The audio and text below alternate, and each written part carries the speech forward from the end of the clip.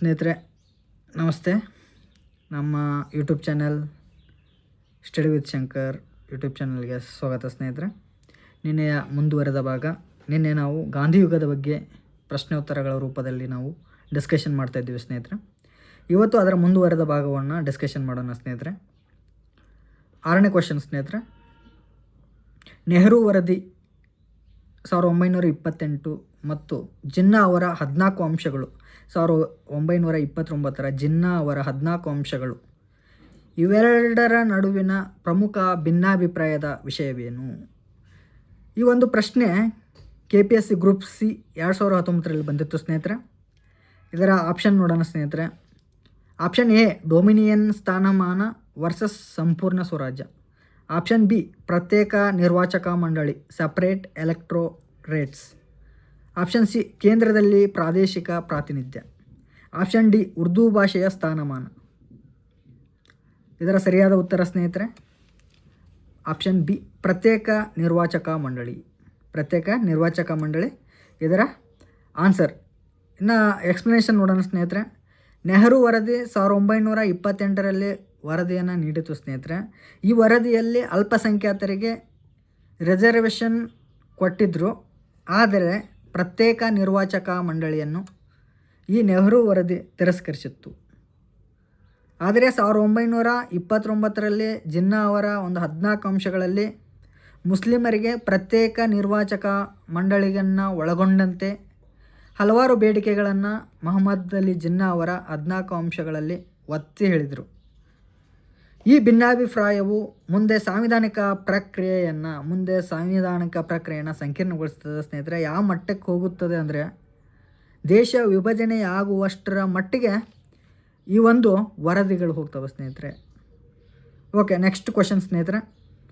7ನೇ question, 1930 Mahatma ಗಾಂಧಿಯವರು ಆರಂಭಿಸಿದ ದಂಡಿ ಯಾತ್ರೆಯು ಯಾವುದರ ವಿರುದ್ಧದ ಪ್ರತಿಭಟನೆಯಾಗಿತ್ತು?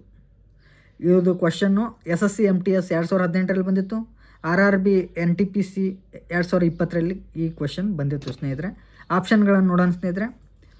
ಆಪ್ಷನ್ ಎ ಉಪ್ಪಿನ ಮೇಲಿನ ತೆರಿಗೆ ಮತ್ತು ಬ್ರಿಟಿಷರ ಉಪ್ಪಿನ ಏಕಸ್ವಾಮ್ಯ. ಆಪ್ಷನ್ ಬಿ ಭೂ ಕಂದಾಯದಲ್ಲಿ ಹೆಚ್ಚಳ. ಆಪ್ಷನ್ ಸಿ ವಿದೇಶಿ ಬಟ್ಟೆಯ ಆಮದು ಸುಂಕ. ಆಪ್ಷನ್ ಡಿ ಜೈಲಿನಲ್ಲಿನ ಕ್ರೂರ ವ್ಯವಹಾರ. ಆಪ್ಷನ್ ಎ ಇದರ ಸರಿಯಾದ ಉತ್ತರ ಸ್ನೇಹಿತರೆ. ಎಕ್ಸ್ಪ್ಲನೇಷನ್ ನೋಡೋಣ ಸ್ನೇಹಿತರೆ. ಬ್ರಿಟಿಷ್ ಸರ್ಕಾರವು ಉಪ್ಪಿನ ಮೇಲೆ ತೆರಿಗೆ ವಿಧಿಸಿ ಸ್ವತಃ ಭಾರತೀಯರು ಉಪ್ಪು ತಯಾರಿಸುವುದನ್ನು ಕೂಡ ಬ್ರಿಟಿಷರು ನಿಷೇಧಿಸಿದರು. ಇದು ಎಲ್ಲ ಜನರ ಮೇಲೆ ಪರಿಣಾಮ ಬೀರುವಂತಹ ಅತ್ಯಂತ ಅನ್ಯಾಯದ ಕಾನೂನಾಗಿತ್ತು. ಆದ್ದರಿಂದ ಗಾಂಧೀಜಿಯವರು ತಮ್ಮ 78 ಅನುಯಾಯಿಗಳೊಂದಿಗೆ ಸಬರ್ಮತಿ ಆಶ್ರಮದಿಂದ ದಂಡಿಗೆ 240 ಮೈಲಿ ಪಾದಯಾತ್ರೆಯನ್ನು ಕೈಗೊಂಡರು ಸ್ನೇಹಿತರೆ.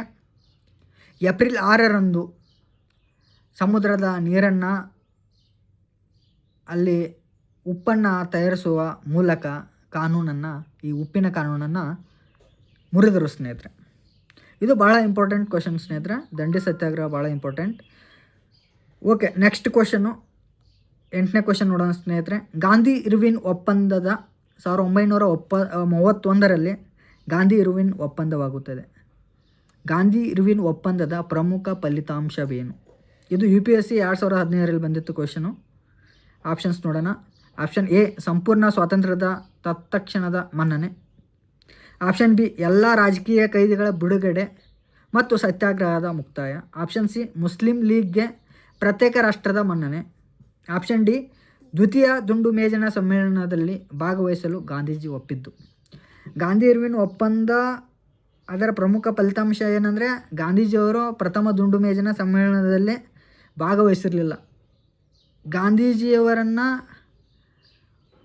2ನೇ ದುಂಡು ಮೇಜಿನ ಸಮ್ಮೇಳನದಲ್ಲಿ ಭಾಗವಹಿಸಲಿಕ್ಕೆ ಬ್ರಿಟಿಷರು ಒಂದು ಒಪ್ಪಂದವನ್ನು ಮಾಡ್ಕೋತಾರೆ ಗಾಂಧೀಜಿಯವರೊಂದಿಗೆ. ಅದೇ ಗಾಂಧಿ ಇರ್ವಿನ್ ಒಪ್ಪಂದ. ಮಾರ್ಚ್ 5 1931 ಈ ಗಾಂಧಿ ಇರ್ವಿನ್ ಒಪ್ಪಂದಕ್ಕೆ ಸಹಿ ಹಾಕ್ತಾರೆ ಸ್ನೇಹಿತರೆ. ಬ್ರಿಟಿಷ್ ಸರ್ಕಾರ ಆ ಒಪ್ಪಂದದ ಅನ್ವಯ ಸತ್ಯಾಗ್ರಹವನ್ನು ಹಿಂತೆಗೆದುಕೊಳ್ಳಲಿಕ್ಕೆ ಮತ್ತು ಪ್ರಮುಖ ರಾಜಕೀಯ ಖೈದಿಗಳನ್ನು ಬಿಡುಗಡೆ ಮಾಡಲಿಕ್ಕೆ ಒಪ್ಕೊಂಡಿತ್ತು ಸ್ನೇಹಿತರೆ. ಆದರೆ ಈ ರಾಜಕೀಯ ಖೈದಿಗಳು ಹಿಂಸಾಚಾರದ ಆರೋಪಿಗಳನ್ನು ಹೊರತುಪಡಿಸಿ ಸ್ನೇಹಿತರೆ ಇದರಲ್ಲಿ ಭಗತ್ ಸಿಂಗ್ ಅವರ ಬಿಡುಗಡೆ ಆಗಿರಲಿಲ್ಲ ಸ್ನೇಹಿತರೆ. ಏಕೆಂದರೆ ರಾಜಕೀಯ ಖೈದಿಗಳನ್ನು ಬಿಡುಗಡೆ ಮಾಡಲಿಕ್ಕೆ ಒಪ್ಕೊಂಡಿತ್ತು, ಆದರೆ ಕ್ರಾಂತಿಕಾರಿಗಳನ್ನು ಈ ಒಪ್ಪಂದದ ಅನ್ವಯ ಬ್ರಿಟಿಷರು ಬಿಡುಗಡೆ ಮಾಡಲಿಲ್ಲ ಸ್ನೇಹಿತರೆ. ಇದರ ಒಂದು ಒಪ್ಪಂದದ ಅನ್ವಯ ಗಾಂಧೀಜಿಯವರು ಲಂಡನ್ನಿನಲ್ಲಿ ನಡೆದ ದುಂಡು ಮೇಜಿನ ಸಮ್ಮೇಳನದಲ್ಲಿ ಕಾಂಗ್ರೆಸ್ನ ಪ್ರತಿನಿಧಿಯಾಗಿ ಭಾಗವಹಿಸಲಿಕ್ಕೆ ಒಪ್ತಾರೆ ಸ್ನೇಹಿತರೆ. ಇನ್ನು 9ನೇ ಕ್ವಶನ್ಗೆ ಹೋಗೋಣ ಸ್ನೇಹಿತರೆ. ಪೂನಾ ಪ್ಯಾಕ್ಟ್ 1932 ಯಾವುದರ ನಡುವಿನ ಒಪ್ಪಂದವಾಗಿತ್ತು? 1932ರ ಪೂನಾ ಪ್ಯಾಕ್ಟ್ ಯಾವುದರ ನಡುವಿನ ಒಪ್ಪಂದವಾಗಿತ್ತು? ಆಪ್ಷನ್ ಎ ಬ್ರಿಟಿಷ್ ಸರ್ಕಾರ ಮತ್ತು ಮುಸ್ಲಿಂ ಲೀಗ್, ಆಪ್ಷನ್ ಬಿ ಮಹಾತ್ಮ ಗಾಂಧಿ ಮತ್ತು doctor BR Ambedkar, option C ಭಾರತೀಯ ರಾಷ್ಟ್ರೀಯ ಕಾಂಗ್ರೆಸ್ ಮತ್ತು ಬ್ರಿಟಿಷ್ ಸರ್ಕಾರ, ಆಪ್ಷನ್ ಡಿ ಹಿಂದೂ ಮಹಾಸಭಾ ಮತ್ತು ಮುಸ್ಲಿಂ ಲೀಗ್. ಇದರ ಸರಿಯಾದ ಉತ್ತರ ಆಪ್ಷನ್ ಬಿ ಮಹಾತ್ಮ ಗಾಂಧಿ ಮತ್ತು BR ಅಂಬೇಡ್ಕರ್ ನಡುವಿನ ಒಂದು ಪೂನಾ ಪ್ಯಾಕ್ಟ್ 1932ರಲ್ಲಿ ಒಂದು ಒಪ್ಪಂದವಾಗ್ತದೆ ಸ್ನೇಹಿತರೆ. ಬ್ರಿಟಿಷ್ ಪ್ರಧಾನಿ ರಾಮ್ಸೆ ಮ್ಯಾಕ್ಡೊನಾಲ್ಡ್ ಅವರು ಕಮ್ಯುನಲ್ ಅವಾರ್ಡ್ ಕೊಡ್ತಾರೆ ಸ್ನೇಹಿತರೆ.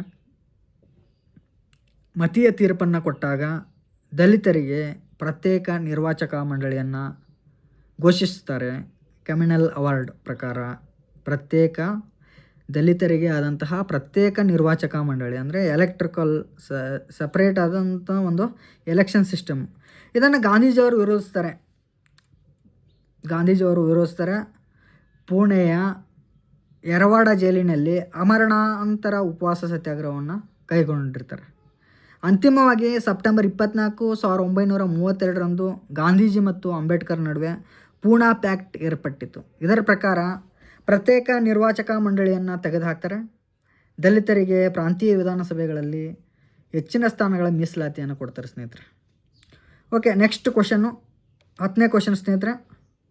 1937ರ ಚುನಾವಣೆಯಲ್ಲಿ ಭಾರತೀಯ ರಾಷ್ಟ್ರೀಯ ಕಾಂಗ್ರೆಸ್ ಅದ್ಭುತ ಯಶಸ್ಸನ್ನು ಗಳಿಸಿತು.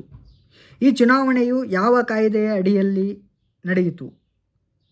1937ರ ಚುನಾವಣೆಯಲ್ಲಿ ಭಾರತೀಯ ರಾಷ್ಟ್ರೀಯ ಕಾಂಗ್ರೆಸ್ ಅದ್ಭುತವಾದ ಯಶಸ್ಸು ಗಳಿಸಿತು. ಈ ಚುನಾವಣೆಯು 1937ರ ಚುನಾವಣೆಯು ಯಾವ ಕಾಯ್ದೆಯ ಅಡಿಯಲ್ಲಿ ನಡೆಯಿತು? ಆಪ್ಷನ್ ಸ್ನೇಹಿತರೆ ಭಾರತ ಸರ್ಕಾರ ಕಾಯ್ದೆ 1909, ಆಪ್ಷನ್ ಬಿ ಭಾರತ ಸರ್ಕಾರ ಕಾಯ್ದೆ 1919, ಆಪ್ಷನ್ ಸಿ ಭಾರತ ಸರ್ಕಾರ ಕಾಯ್ದೆ 1935, ಆಪ್ಷನ್ ಡಿ ಭಾರತ ಸ್ವಾತಂತ್ರ್ಯ ಕಾಯ್ದೆ 1947. ಆಪ್ಷನ್ ಸಿ ಸರಿಯಾದ ಉತ್ತರ ಸ್ನೇಹಿತರೆ. ಭಾರತ ಸರ್ಕಾರ ಕಾಯ್ದೆ 1935ರ ಅನ್ವಯ ಎಲೆಕ್ಷನ್ಗಳು ನಡೀತಾವೆ ಸ್ನೇಹಿತರೆ. 1937ರಲ್ಲಿ ಕಾಂಗ್ರೆಸ್ ಅಭೂತಪೂರ್ವ ಯಶಸ್ಸನ್ನು ಗಳಿಸ್ತದೆ ಸ್ನೇಹಿತರೆ. 1937ರಲ್ಲಿ ಪ್ರಾಂತೀಯ ವಿಧಾನಸಭೆಗಳ ಚುನಾವಣೆಗಳು ಎಲೆಕ್ಷನ್ಗಳು ನಡೀತವೆ. ಕಾಂಗ್ರೆಸ್ 11 ಪ್ರಾಂತ್ಯಗಳಲ್ಲಿ 8ರಲ್ಲಿ ಸ್ಪಷ್ಟ ಬಹುಮತ ಪಡೆದು ಸರ್ಕಾರವನ್ನು ರಚಿಸುತ್ತದೆ ಸ್ನೇಹಿತರೆ. ಬಂಗಾಳ, ಪಂಜಾಬ, ಸಿಂಧನ್ನು ಹೊರತುಪಡಿಸಿ ಅಲ್ಲೆಲ್ಲ ಮುಸ್ಲಿಂ ಲೀಗ್ ಪ್ರಾಬಲ್ಯವನ್ನು ಹೊಂದಿರುತ್ತದೆ ಸ್ನೇಹಿತರೆ. ಇನ್ನು 11ನೇ ಕ್ವಶನ್ ಸ್ನೇಹಿತರೆ. ಮಹಾತ್ಮ ಗಾಂಧಿಯವರು ವೈಯಕ್ತಿಕ ಸತ್ಯಾಗ್ರಹ ಆರಂಭಿಸಲು 1940ರಲ್ಲಿ ಮೊದಲ ಸತ್ಯಾಗ್ರಹಿಯಾಗಿ ಆಯ್ಕೆ ಮಾಡಿದ್ದು ಯಾರನ್ನು? Option A Jawaharlal Nehru, option B Vallabhbhai Patel, option C Maulana Abul Kalam Azad, option D Achyuta Patwardhan. Okay ಸ್ನೇಹಿತರೆ, ಇದರ ಆನ್ಸರು ಭಾಳ ಸಿಂಪಲ್ ಕ್ವಶನ್ ಸ್ನೇಹಿತರೆ. ಉತ್ತರ ಎ. ಎರಡನೇ ಮಹಾಯುದ್ಧದಲ್ಲಿ ಪಾಲ್ಗೊಂಡಿದ್ದನ್ನು ವಿರೋಧಿಸಿ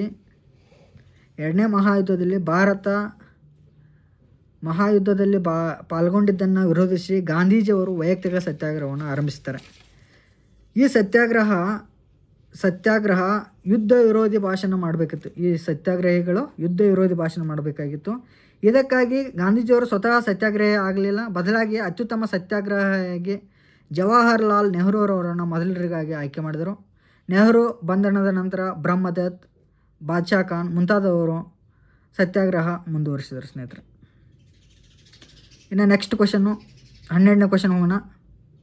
ಕ್ರಿಪ್ಸ್ ಮಿಷನ್ 1942 ಭಾರತಕ್ಕೆ ಆಗಮಿಸಿದಾಗ ಅದರ ನೇತೃತ್ವವನ್ನು ವಹಿಸಿದ್ದವರು ಯಾರು? ಇದಕ್ಕೆ ಸರಿಯಾದ ಉತ್ತರ ಸ್ಟಾಫರ್ಡ್ ಕ್ರಿಪ್ಸ್. ಇದು ಅತ್ಯಂತ ಸರಳ ಕ್ವಶನ್. ಇದರ answer sir Stafford Cripps. Answer sir Strafford Cripps. British ಪ್ರಧಾನಿ ವಿನ್ಸ್ಟನ್ ಚರ್ಚಿಲ್ ಅವರ ಯುದ್ಧ ಸಂಪುಟದ ಸಚಿವ ಸರ್ ಸ್ಟ್ರಾಫರ್ಡ್ ಕ್ರಿಪ್ಸ್ ಅವರ ನೇತೃತ್ವದಲ್ಲಿ ಈ ಒಂದು ಕ್ರಿಪ್ಸ್ ಮಿಷನ್ ಭಾರತಕ್ಕೆ ಆಗಮಿಸುತ್ತದೆ. ಈ ಕ್ರಿಪ್ಸ್ ಮಿಷನ್ ಹೇಳ್ತದೆ, ಯುದ್ಧದ ನಂತರ ಭಾರತಕ್ಕೆ ಡೊಮಿನಿಯನ್ ಸ್ಟೇಟಸ್ ನೀಡುವ ಪ್ರಸ್ತಾಪವನ್ನು ಅದು ಮುಂದಿಟ್ಟಿತ್ತು. ಆದರೆ ಕಾಂಗ್ರೆಸ್ ಮತ್ತು ಮುಸ್ಲಿಂ ಲೀಗ್ ಈ ಕ್ರಿಪ್ಸ್ ಮಿಷನ್ನ ಶಿಫಾರಸನ್ನು ಒಪ್ಕೊಳ್ಳಲ್ಲ, ರಿಜೆಕ್ಟ್ ಮಾಡ್ತವೆ. ನೆಕ್ಸ್ಟ್ ಕ್ವಶನ್ ಸ್ನೇಹಿತರೆ, 13ನೇ ಕ್ವಶನ್. ಭಾರತ ಬಿಟ್ಟು ತೊಲಗಿ ಚಳವಳಿಯ ಸಂದರ್ಭದಲ್ಲಿ ಗಾಂಧೀಜಿಯವರು ನೀಡಿದ ಪ್ರಸಿದ್ಧ ಘೋಷಣೆ ಯಾವುದು? ಭಾರತ ಬಿಟ್ಟು ತೊಲಗಿ ಚಳವಳಿಯ ಸಂದರ್ಭದಲ್ಲಿ ಮಹಾತ್ಮ ಗಾಂಧಿಯವರು ನೀಡಿದ ಪ್ರಸಿದ್ಧ ಘೋಷಣೆ, ಇದು ಇಂಪಾರ್ಟೆಂಟ್ ಆಗಿರುತ್ತೆ ಸ್ನೇಹಿತರೆ, ಇದು ಈಜಿ ಕ್ವಶನು. ಆಪ್ಷನ್ ಸಿ ಕರೋ ಅಥವಾ ಮರೋ. ಕರೋ ಅಥವಾ ಮರೋ, ಡೂ ಆರ್ ಡೈ, ಮಾಡು ಇಲ್ಲವೇ ಮಡಿ. ಈ ಒಂದು ಘೋಷಣೆಯನ್ನು ನೀಡ್ತಾರೆ ಸ್ನೇಹಿತರೆ. ಭಾರತ ಬಿಟ್ಟು ತೊಲಗಿ ಚಳವಳಿಯ ಸಂದರ್ಭದಲ್ಲಿ ಮಹಾತ್ಮ ಗಾಂಧೀಜಿಯವರು ನೀಡಿದ ಪ್ರಸಿದ್ಧ ಘೋಷಣೆ ಕರೋ ಅಥವಾ ಮರೋ, ಡೂ ಆರ್ ಡೈ ಅಥವಾ ಮಾಡು ಇಲ್ಲವೇ ಮಡಿ ಎಂಬ ಘೋಷಣೆಯನ್ನು ನೀಡ್ತಾರೆ ಸ್ನೇಹಿತರೆ. ಇನ್ನು ನೆಕ್ಸ್ಟ್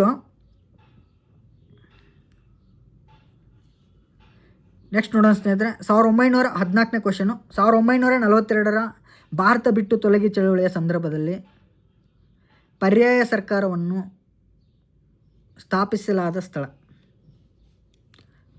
ಸಮಾನಾಂತರ ಸರ್ಕಾರ ಅಂತ ಕರೀತಾರೆ, ಪರ್ಯಾಯ ಸರ್ಕಾರ ಅಂತ ಕರೀತಾರೆ, ಪ್ಯಾರಲಲ್ ಗೋರ್ಮೆಂಟ್ ಅಂತಲೂ ಕರೀತಾರೆ ಸ್ನೇಹಿತರೆ. ಆಪ್ಷನ್ ಎ ಮಿಡ್ನಾಪುರ್ ಮತ್ತು ಬಲಿಯಾ. ಆಪ್ಷನ್ ಬಿ ಶೋಲಾಪುರ, ಮಹಾರಾಷ್ಟ್ರದ Sholapur. Option C Satara, Maharashtra. Option D ಮೇಲ್ನೇ ಅಲ್ಲ.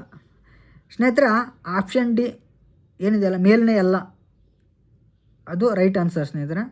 ಎಕ್ಸ್ಪ್ಲನೇಷನ್, 1942ರ ಚಳುವಳಿಯ ಅನೇಕ ಕಡೆ ಪರ್ಯಾಯ ಸರ್ಕಾರಗಳು ಸ್ಥಾಪನೆ ಆಗ್ತವೆ, ಸಮಾನಾಂತರ ಸರ್ಕಾರಗಳು ಸ್ಥಾಪನೆ ಆಗ್ತವೆ. ಬಿಹಾರದಲ್ಲಿ ರಾಮ್ಗಢ, ಉತ್ತರ ಪ್ರದೇಶದಲ್ಲಿ ಬಲಿಯಾ, ಪಶ್ಚಿಮ ಬಂಗಾಳದಲ್ಲಿ ತಾಮ್ಲುಕ್ಕು ಮತ್ತು ಕಂತಿ, ಮಹಾರಾಷ್ಟ್ರದಲ್ಲಿ ಸತಾರ. ಇವೆಲ್ಲ ಪ್ರತಿ ಸರ್ಕಾರಗಳು ಸ್ನೇಹಿತರೆ. ಇನ್ನು ಶೋಲಾಪುರದಲ್ಲಿ ಕೂಡ ಸಂಪೂರ್ಣ ಸ್ವಾತಂತ್ರ್ಯವನ್ನು ಘೋಷಿಸಲಾಗಿತ್ತು. ಇವೆಲ್ಲ ಪರ್ಯಾಯ ಸರ್ಕಾರಗಳು 1942ರ ಭಾರತ ಬಿಟ್ಟು ತೊಲಗಿ ಚಳವಳಿಯ ಸಂದರ್ಭದಲ್ಲಿ ಸ್ಥಾಪನೆಯಾದಂಥ ಸಮಾನಾಂತರ ಸರ್ಕಾರಗಳು. ಓಕೆ, ನೆಕ್ಸ್ಟ್ ಕ್ವಶನ್ ಹೋಗೋಣ ಸ್ನೇಹಿತರೆ. 15ನೇ ಕ್ವಶನ್. ಕ್ಯಾಬಿನೆಟ್ ಮಿಷನ್ ಯೋಜನೆಯ ಪ್ರಮುಖ ಶಿಫಾರಸು ಯಾವುದು? ಕ್ಯಾಬಿನೆಟ್ ಮಿಷನ್ ಯೋಜನೆಯ ಪ್ರಮುಖ ಶಿಫಾರಸು ಯಾವುದು? ಆಪ್ಷನ್ ಬಿ ರೈಟ್ ಆನ್ಸರ್, ಪ್ರಾಂತೀಯ ಗುಂಪುಗಳನ್ನು ಹೊಂದಿರುವ ಅಖಂಡ ಭಾರತದ ಒಕ್ಕೂಟ. ಕ್ಯಾಬಿನೆಟ್ ಮಿಷನ್ನ ಪ್ರಮುಖ ಶಿಫಾರಸಾಗಿತ್ತು ಸ್ನೇಹಿತರೆ. ಕ್ಯಾಬಿನೆಟ್ ಮಿಷನ್ ಇದರಲ್ಲಿ 3 ಜನ ಸದಸ್ಯರಿರ್ತಾರೆ. ಪಿತಿ ಕ್ಲಾರೆನ್ಸ್, ಸರ್ ಸ್ಟ್ರಾಫರ್ಡ್ ಕ್ರಿಪ್ಸ್ ಮತ್ತು ಎ.ವಿ. ಅಲೆಕ್ಸಾಂಡರ್. ಈ ಶಿಫಾರಸು ಏನು ಹೇಳ್ತದೆ ಅಂದರೆ, ಭಾರತದ ಏಕತೆಯನ್ನು ಕಾಪಾಡುವ ಯೋಜನೆಯನ್ನು ಈ ಕ್ಯಾಬಿನೆಟ್ ಮಿಷನ್ ಮಂಡಿಸ್ತದೆ. 3 ಸ್ತರಗಳ ವ್ಯವಸ್ಥೆಯನ್ನು ಹೊಂದಿರುವ ದುರ್ಬಲ ಕೇಂದ್ರ ಒಕ್ಕೂಟವನ್ನು ಪ್ರಸ್ತಾಪಿಸಿತು. ಪ್ರಾಂತೀಯ ಗುಂಪುಗಳು ಮತ್ತು ಕೇಂದ್ರ. ಮುಸ್ಲಿಂ ಲೀಗ್ನ ಬೇಡಿಕೆಯಾದ ಪ್ರತ್ಯೇಕ ಪಾಕಿಸ್ತಾನವನ್ನು ಕ್ಯಾಬಿನೆಟ್ ಮಿಷನ್ ಸಾರಾಸಗಟಾಗಿ ತಿರಸ್ಕರಿಸ್ತದೆ ಸ್ನೇಹಿತರೆ. ಓಕೆ, ನೆಕ್ಸ್ಟ್ ಕ್ವಶನ್ ಸ್ನೇಹಿತರೆ, 16ನೇ ಕ್ವಶನ್. ಮಹಾತ್ಮ ಗಾಂಧಿಯವರ ಅತ್ಯಂತ ನಿಕಟ ಅನುಯಾಯಿ ಮತ್ತು ಗಾಂಧಿಯನ್ ಎಂದು ಪ್ರಸಿದ್ಧರಾಗಿದ್ದ ವಿನೋಬಾ ಭಾವೆ ಅವರು ಯಾವ ಚಳುವಳಿಗಾಗಿ ಹೆಚ್ಚು ಪ್ರಸಿದ್ಧರು? ಇದು ಭಾಳಷ್ಟು ಎಕ್ಸಾಮಲ್ಲಿ ರಿಪೀಟ್ ಆಗಿರೋ ಕ್ವಶನು, ಸರಳವಾದ ಪ್ರಶ್ನೆ. ಉತ್ತರ ಸ್ನೇಹಿತರೆ ಆಪ್ಷನ್ ಬಿ ಭೂದಾನ ಚಳುವಳಿ. ವಿನೋಬಾ ಭಾವೆ ಅವರು 1951ರಲ್ಲಿ ತೆಲಂಗಾಣದ ಪೋಚಂಪಲ್ಲಿ ಗ್ರಾಮದಿಂದ ಭೂದಾನ ಚಳುವಳಿಯನ್ನು ಆರಂಭಿಸ್ತಾರೆ. ಭೂಮಿಯನ್ನು ಹೊಂದಿರುವವರು ತಮ್ಮ ಭೂಮಿಯ ಒಂದು ಭಾಗವನ್ನು ಭೂ ರೈತರಿಗೆ ದಾನವಾಗಿ ನೀಡಬೇಕೆಂಬುದು ಈ ಭೂದಾನ ಚಳುವಳಿಯ ಒಂದು ಆಶಯವಾಗಿತ್ತು. ನಂತರ ಇದು ಗ್ರಾಮದಾನದವರೆಗೂ ವಿಸ್ತರಿಸ್ತದೆ ಸ್ನೇಹಿತರೆ. ಇಡೀ ಗ್ರಾಮವೇ ಸಾಮೂಹಿಕ ಒಡೆತನದ ಒಂದು ಕಲ್ಪನೆಯನ್ನು ಅಳವಡಿಸಿಕೊಳ್ತದೆ.